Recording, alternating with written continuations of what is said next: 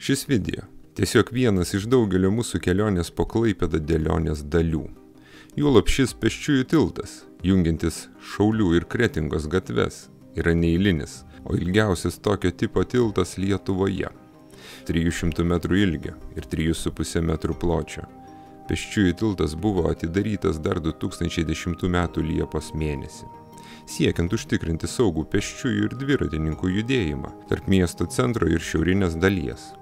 Juk visi žinome, jog tiltai jungia ne tik krantus, bet ir žmonės.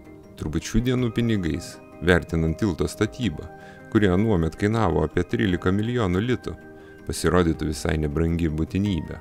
O štai kalbant apie kitas, su šiuo tiltu susietas išlaidas, aplinkybės keitėsi. Gal klaipėdiečiai dar prisimena, jog šis tiltas buvo pristatytas kaip labai inovatyvus, nes esant neigiamai lauko temperatūrai buvo šildoma jo danga, bet ilgainiui paaiškėjo, jog toks patogumas per brangus miestui ir buvo grįžta prie įprastinių metodų – šalinti sniegą ir ledą.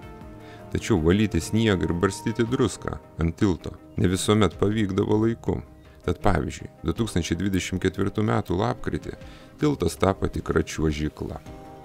Na, o brandesni klaipėdiečiai prisimins ir tai, jog anksčiau šio modernaus tilto vietoje stovėjo senasis, dar vokiečių statytas pėsčiųjų tiltas, kuris buvo perkeltas iš Šilutės geležinkelio stoties į Klaipėdą ir čia sumontuotas 1954 metais.